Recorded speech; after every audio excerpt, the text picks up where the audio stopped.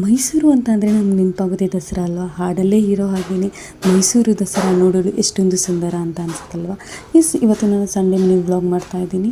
ನಮ್ಮ ಮನೆಯಿಂದ ಹೊರಟಿದ್ದು ಸ್ವಲ್ಪ ಲೇಟ್ ಆಯಿತು. ಮಗಳಿಗೆ ಸ್ವಲ್ಪ ದಸರಾದೆಲ್ಲ ಆನೆ ಎಲ್ಲ ಹೇಗೆ ವಾಕ್ ಮಾಡ್ತೀವಿ ಅಂತೆಲ್ಲ ತೋರಿಸೋಣ ಅಂತ ಹೊರಟಿದೆ. ಬಟ್ ನಾವು ಬರೋ ಅಷ್ಟರಲ್ಲಿ ಆನೆ ಹೋಗಿ ರಿಟರ್ನ್ ಬರ್ತಾಯಿತ್ತು.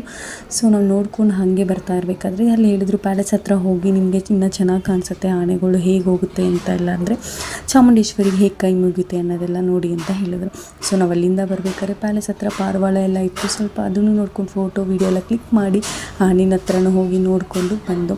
ಅಲ್ಲಿಂದ ಲೇಟ್ ಆಗಿರೋದ್ರಿಂದ ಮನೆಗೆ ಹೋಗೋ ಅಷ್ಟರಲ್ಲಿ ಟಿಫನ್ ಎಲ್ಲ ಮಾಡೋ ಅಷ್ಟರಲ್ಲಿ ಲೇಟ್ ಆಗುತ್ತೆ ಅಂತ ಹೇಳಿ ಹೋಟೆಲಲ್ಲಿ ಸ್ವಲ್ಪ ಲೈಟಾಗಿ ಟಿಫನ್ ಎಲ್ಲ ಮಾಡಿಕೊಂಡು ಅಲ್ಲೇ ತರಕಾರಿಗಳು, ಸೊಪ್ಪು, ಹಣ್ಣು ಎಲ್ಲ ಇನ್ನು ಪೂರ್ತಿ ನಮಗೆ ಬೇಕಲ್ಲ, ಅದಕ್ಕೆ ಒಂದೇ ಸತಿ ತೊಗೊಂಡ್ಬಿಡೋಣ ಅಂತ ಎಲ್ಲನೂ ಪರ್ಚೇಸ್ ಮಾಡ್ಕೊಂಡು ಬಂದು.